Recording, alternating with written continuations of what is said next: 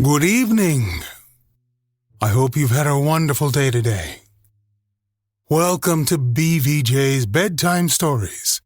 My name is Big Voice J, and this is a show where we get you ready for a great night's sleep with some old familiar stories that you haven't heard in a while. Links to every story can be found in the show notes at our website, bedtimewithbvj.com. Tonight's story: The Laughing Hippopotamus by L. Frank Baum. On one of the upper branches of the Congo River lived an ancient and aristocratic family of hippopotamuses, which boasted a pedigree dating back beyond the days of Noah, beyond the existence of mankind, far into the dim ages when the world was new. They had always lived upon the banks of this same river, so that every curve and sweep of its waters, every pit and shallow of its bed, every rock and stump and wallow upon its bank was as familiar to them as their own mothers. And they are living there yet, I suppose. Not long ago, the queen of this tribe of hippopotamuses had a child which she named Kio, because it was so fat and round.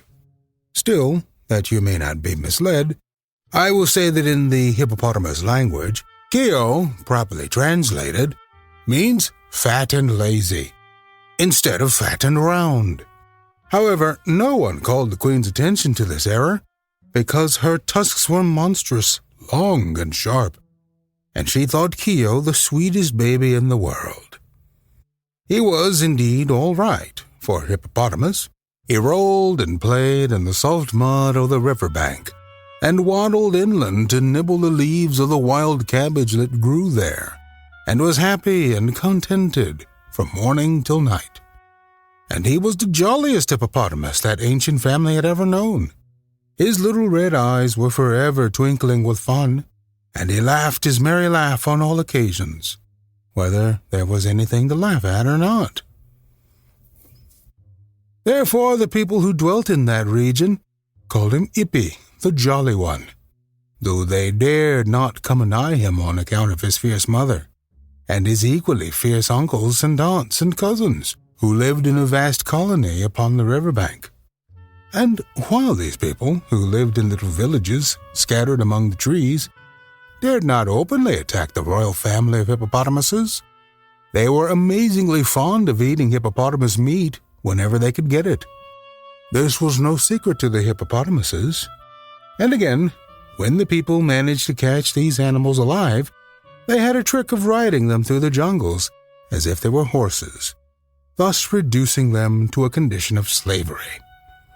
Therefore, having these things in mind, whenever the tribe of hippopotamuses smelled the people they were accustomed to charge upon them furiously, and if by chance they overtook one of the enemy, therefore, having these things in mind, whenever the tribe of hippopotamuses smelled the odor of people, they were accustomed to charge upon them furiously, and if by chance they overtook one of the enemy, they would rip him with their sharp tusks, or stamp him into the earth with their huge feet. It was continual warfare between the hippopotamuses and the people. Gouet lived in one of the little villages of the people. He was the son of the chief's brother and grandson of the village sorcerer, the latter being an aged man known as the Boneless Wonder, because he could twist himself into as many coils as a serpent and had no bones to hinder his bending flesh into any position. This made him walk in a wobbly fashion, but the people had great respect for him. Gouet's hut was made of branches of trees, stuck together with mud, and his clothing consisted of a grass mat tied around his middle. But his relationship to the chief and the sorcerer gave him a certain dignity, and he was much addicted to solitary thought. Perhaps it was natural that these thoughts frequently turned upon his enemies, the hippopotamuses, and that he should consider many ways of capturing them. Finally, he completed his plans, and set about digging a great pit in the ground, midway between two sharp curves of the river.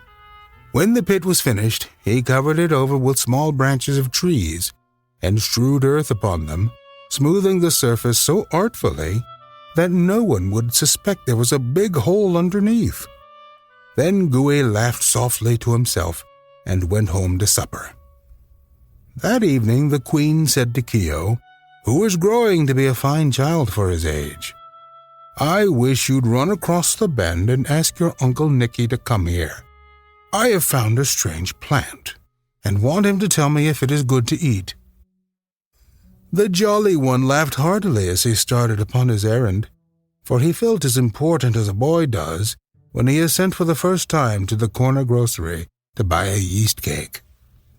"Cuck," was the way he laughed. And if you think a hippopotamus does not laugh this way, you have but to listen to one and you will find I am right. He crawled out of the mud where he was wallowing and tramped away through the bushes, and the last his mother heard as she lay half in and half out of the water was his musical "cuck," dying away in the distance.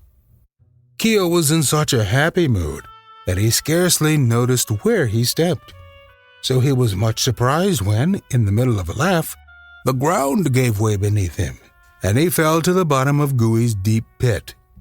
He was not badly hurt, but had bumped his nose severely as he went down, so he stopped laughing and began to think how he should get out again.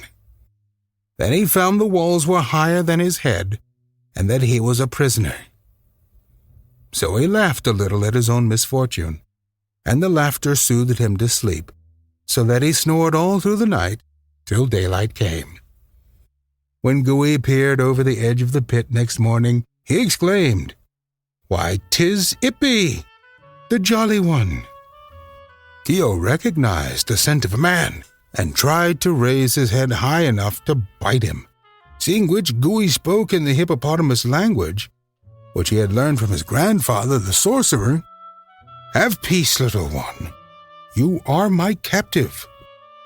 "Yes, I will have a piece of your leg if I can reach it," retorted Keo, and then he laughed at his own joke. "Cuck." But Gooey, being a thoughtful man, went away without further talk, and did not return until the following morning. When he again leaned over the pit, Keo was so weak from hunger that he could hardly laugh at all. "Do you give up?" asked Gooey. "Or do you still wish to fight?" "What will happen if I give up?" inquired Keo. The man scratched his woolly head in perplexity. "It is hard to say, Ippy. You are too young to work. Kill you for food, I shall lose your tusks which are not yet grown. Why, oh Jolly One, did you fall into my hole? I wanted to catch your mother or one of your uncles." "Cuck," laughed Keo. "You must let me go after all, for I am of no use to you." "That I will not do," declared Gooey. "Unless," he added as an afterthought, "you will make a bargain with me."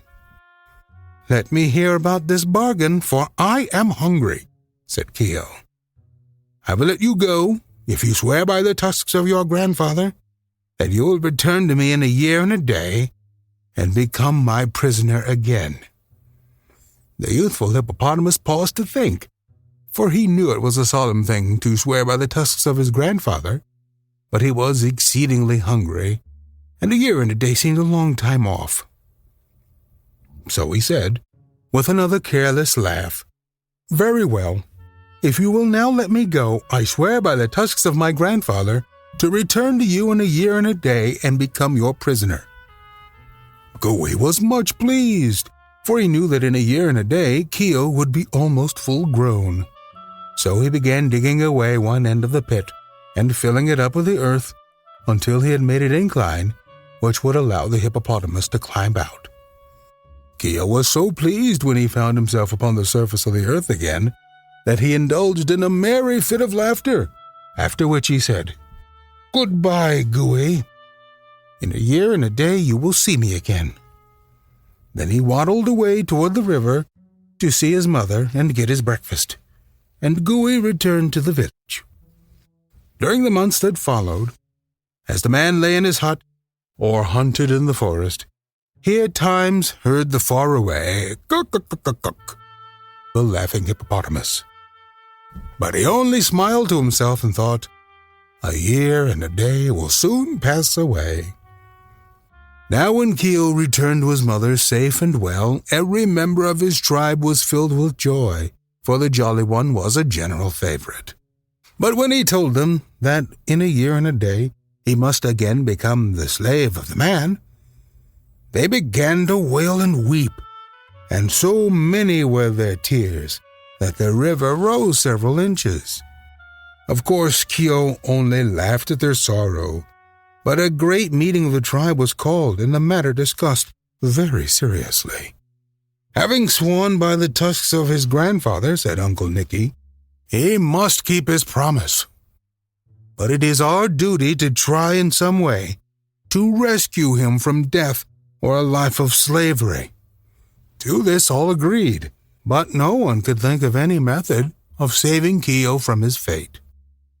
So months passed away, during which all the royal hippopotamuses were sad and gloomy, except the Jolly One himself.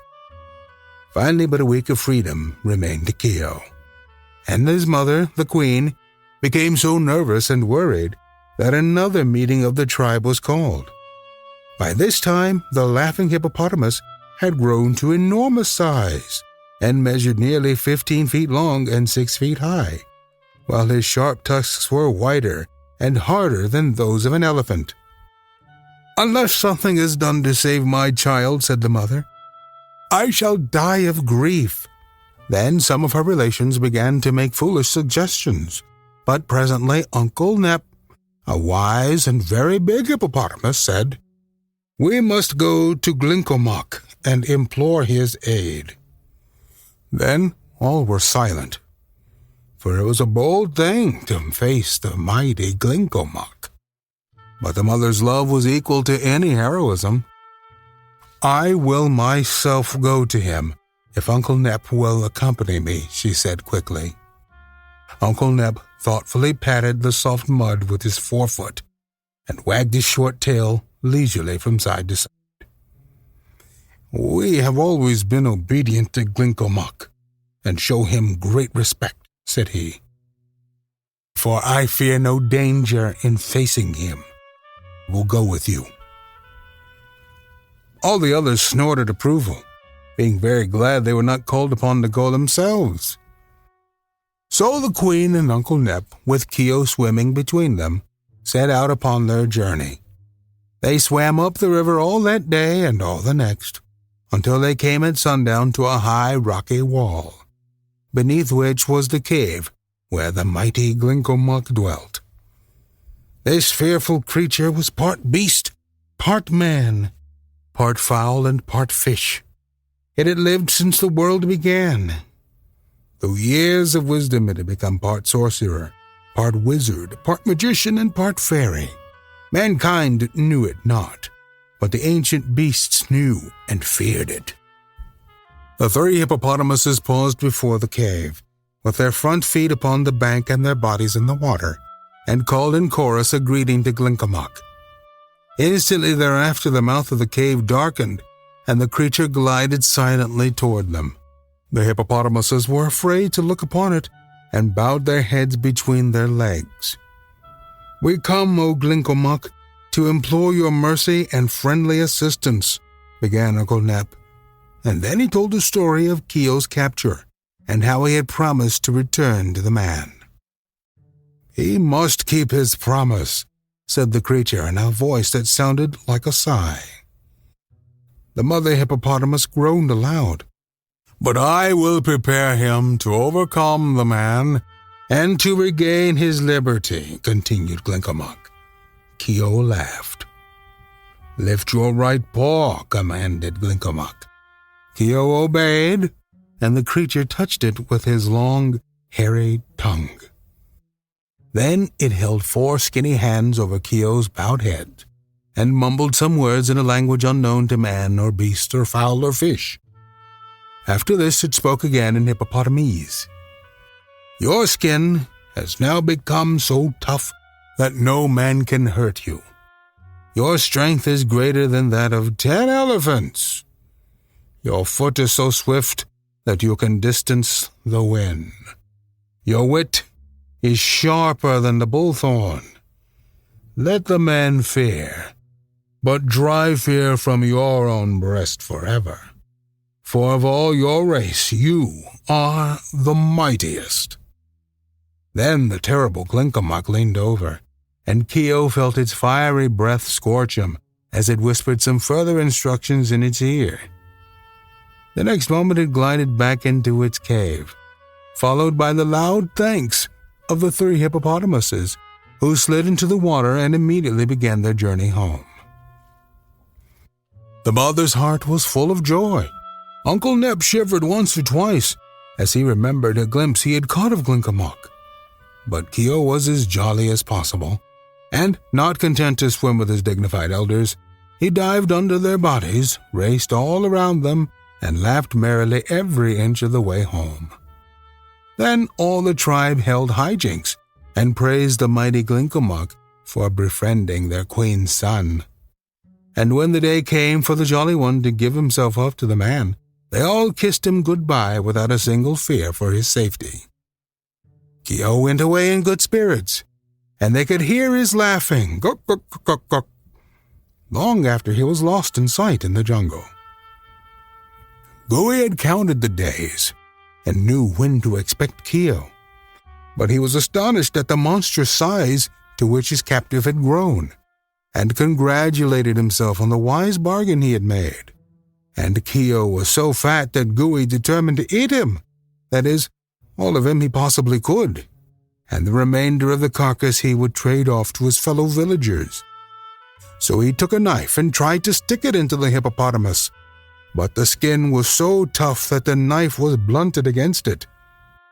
Then he tried other means, but Keo remained unhurt.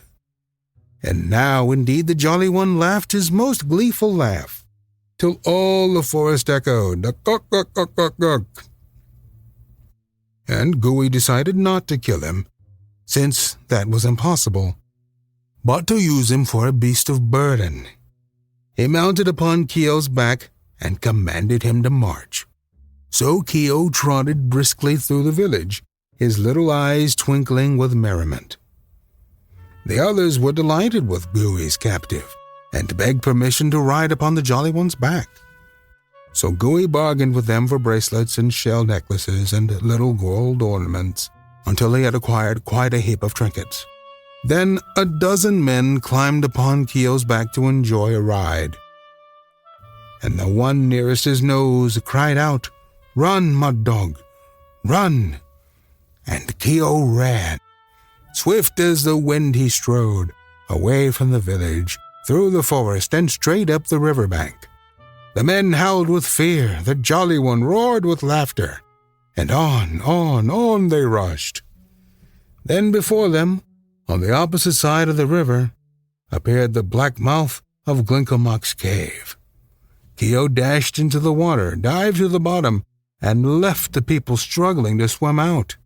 But Glinkomok had heard the laughter of Keo and knew what to do. When the Jolly One rose to the surface and blew the water from his throat, there was no man to be seen. Keo returned alone to the village, and Gooey asked with surprise, "Where are my brothers?" "I do not know," answered Keo.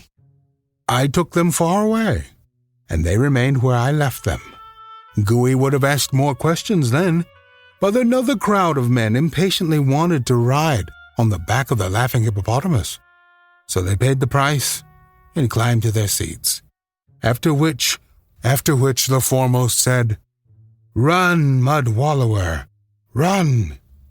And Keo ran as before, and carried them to the mouth of Glinkomok's cave, and returned alone. But now Gooey became anxious to know the fate of his fellows, for he was the only man left in his village. So he mounted the hippopotamus and cried, "Run, River Hog, run!" Keo laughed his jolly "Guk, guk, guk, guk," and ran with the speed of the wind. But this time he made straight for the riverbank where his own tribe lived.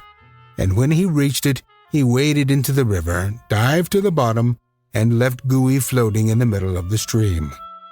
The man began swimming toward the right bank. There he saw Uncle Nep and half the royal tribe waiting to stamp him into the soft mud. So he turned toward the left bank, and there stood the Queen Mother and Uncle Nicky, red-eyed and angry, waiting to tear him with their tusks. Then Gooey uttered loud screams of terror, and spying the Jolly One, who swam near him, he cried, "Save me, Keo! Save me, and I will release you from slavery." "That is not enough," laughed Keo. "I will serve you all my life," screamed Gooey. "I will do everything you bid me." "Will you return to me in a year and a day and become my captive, if I allow you to escape?" asked Keo. "I will," cried Gooey. "Swear it by the bones of your grandfather," commanded Keo, remembering that men have no tusks to swear by. And Gooey swore it by the bones of his grandfather. Then Keo swam to the man who clambered upon his back again. In this fashion they came to the bank, where Keo told his mother and all the tribe of the bargain he had made with Gooey, who was to return in a year and a day and become his slave. Therefore, the man was permitted to depart in peace, and once more the Jolly One lived with his own people, was happy. The man was permitted to depart in peace, and once more the Jolly One lived with his own people, and was happy. When a year and a day had passed, Keo began watching for the return of Gooey, but he did not come, then or ever afterwards. For the man had made a bundle of his bracelets and shell necklaces and little gold ornaments, and had traveled many miles into another country, where the ancient and royal tribe of hippopotamuses was unknown, and he set up for a great chief because of his riches, and people bowed down before him. By day he was proud and swaggering, but at night he tumbled and tossed upon his bed and could not sleep. His conscience troubled him, for he had sworn by the bones of his grandfather, and his grandfather had no bones. Desperate times call for desperate measures, and when you're in a desperate situation, sometimes you make deals that your conscience might think otherwise. But you gotta do what you gotta do. And when you're ready to make deals, be sure to use honey. They'll go out there and find every deal on the purchase you're shopping for to make sure you save the most money. Enter BVJ in the promo code and it will do absolutely nothing, because this is not a sponsored read. I would like to remind you that we are on iTunes and that you can leave a review on iTunes so that everyone knows that this little show is here, helping people go to sleep for some 77 episodes. You can send me stories to read. Email me bigvoicej@gmail.com. Thank you so much for listening. Good night. Diamond Club hopes you have enjoyed this program.